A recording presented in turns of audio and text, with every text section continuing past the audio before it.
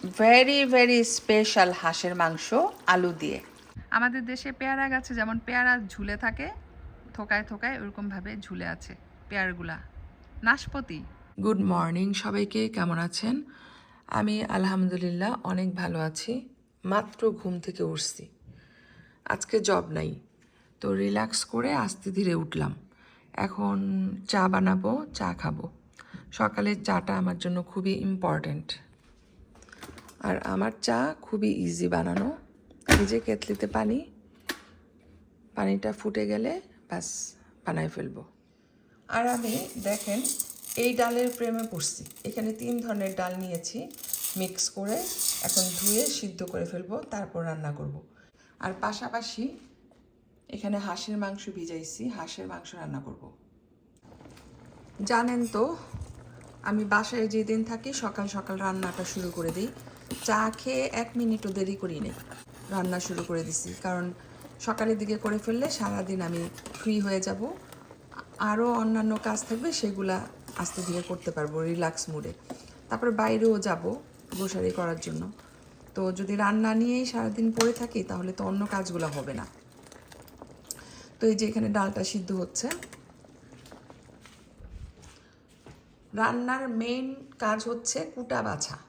এই যে পেঁয়াজ কাটতেছি, অনেকগুলা পেঁয়াজ নষ্ট হয়ে যাচ্ছিল, সেখান থেকে কিছু পেঁয়াজ বের করলাম, আরও কিছু পেঁয়াজ কাটতে হবে। তো পেঁয়াজ কাটা হয়ে গেলে মানে বোঝা যায় যে রান্নার অর্ধেক কাজ শেষ, এটা আমার কাছে লাগে। কারণ পেঁয়াজই হচ্ছে রান্নার, স্পেশালি তরকারি রান্নার মেইন ইনগ্রেডিয়েন্টস। তো এই যে এক চুলায় ভাত বসাই দিলাম, এখানে ডাল সিদ্ধ হচ্ছে। আর কাজের ফাঁকে ফাঁকে আমি মশলাদানিতে মশলা তুলে রাখছি, কারণ শেষ হয়ে গেছিলো। তো 1 সপ্তাহ পর পর আমাকে মশলা তুলে রাখতে হয়, কারণ বাটিগুলা এত বড় না, এই সাইজের।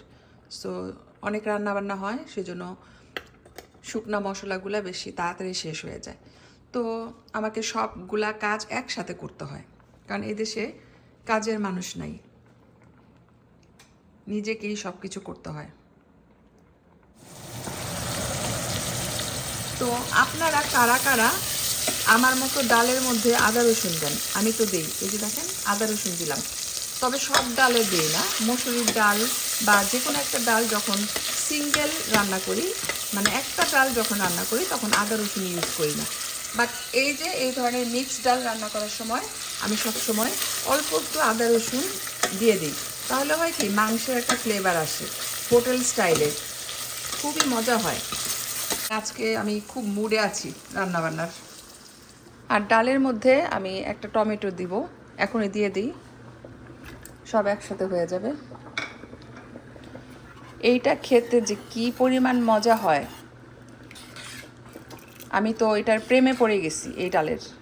কারণ আমি এভরি উইক রান্না করতেছি আর চেটে পুটে খাচ্ছি, খুবই ভালো লাগে, একদম হোটেল স্টাইলের ডাল। আর রান্নাটা করি আমি মাংসের মতো করে মশলা কষাই। এখন 5 মিনিটের মতো এটাকে জাল দিব, তারপরে নামাই ফেলবো। আর এদিকে তো ভাত হচ্ছে, যেহেতু এটা সিদ্ধ চালের ভাত একটু সময় লাগে। তো ডাল ভাত হয়ে গেছে, আর এইদিকে আমি হাঁসের মাংস রান্না করার জন্য পরিমাণ মতো তেল দিয়ে দিয়েছি, মানে নর্মাল তেল যেটা, কুকিং অয়েল। আর সাথে দিচ্ছি এখন সরিষার তেল। ঠিক আছে, দ্যাটস ইট। এখানে কিছু কাবাব চিনি দিয়ে দিলাম, গরম মশলা দিয়ে দিচ্ছি,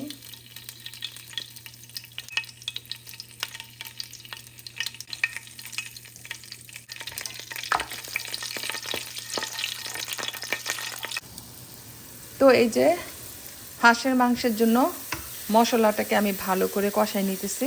2 ধরনের তেল ইউজ করেছি, রান্নার তেল আর সাথে সরিষার তেল। ঠিক আছে, তো এখন মশলাটা ভালো করে কষানো হয়ে গেছে, মাংসগুলো দিয়ে দিব। একবারেই দিয়ে দিই অল্প মাংস, অল্প না, এখানে প্রায় 2 কেজির মতো মাংস আছে। তো এখন এটাকে আমার ভালো করে নেড়ে চেড়ে মশলার সাথে মিশাই নিতে হবে।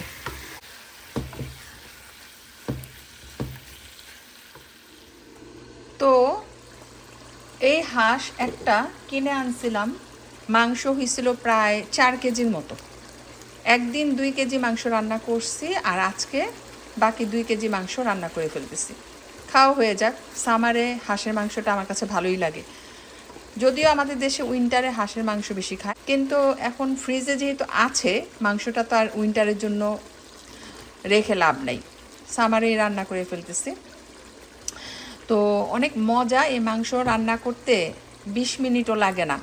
কারণ আগের বার যখন মাংস রান্না করছি আমি ভাবছিলাম যে অনেক সময় লাগবে, আমি আস্তে আস্তে অল্প আঁচে বসায় রাখছিলাম, ভাবছিলাম 1 ঘন্টার মতো লাগবে। বিশ্বাস করেন 20 মিনিটও লাগে নাই হতে, মানে এত নরম। তো আমি জানি, সেই জন্য আজকেরটা নিয়ে বেশি চিন্তিত না, হয়ে যাবে 20 মিনিটের মধ্যে। সামান্য একটু পানি দিব। আর হাঁসের মাংসটা আমি আজকে একটু মাখা মাখা করে রান্না করব, ঝোল রাখবো না বেশি, অল্প একটু পানি দিব। এখনও পানি দিই নেই, কিন্তু পানি উঠছে মাংসের থেকে। সাথে কিছু ফ্রোজেন কাঁচামরিচ অ্যাড করব ফ্লেভারের জন্য। তো এখন আমি মাংসটা ঢেকে রাখি, 5 মিনিট পর গরম পানি অ্যাড করব অল্প করে, আর সবশেষে এই মরিচগুলো অ্যাড করব। মরিচের ফ্লেভার মাংসে আমার কাছে ভালো লাগে। আর সাথে আমি আলু অ্যাড করব। তো এই মাংসটা আমি একটু পর পর নেড়ে চেড়ে দিচ্ছি। হয়ে গেছে জানেন, এত সুন্দর মাংস কি বলবো, নরম তুলতুলে।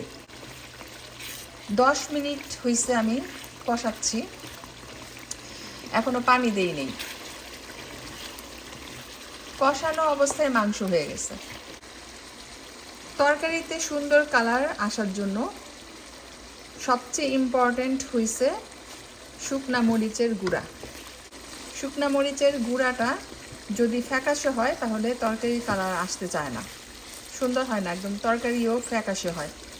তো লাল টুকটুকে মরিচের গুঁড়া দিয়ে রান্না করলে তরকারির কালার সুন্দর হয়।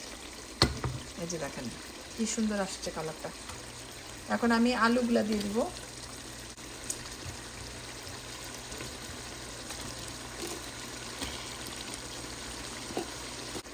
ফ্রোজেন কাঁচামরিচ দিয়ে দিচ্ছি।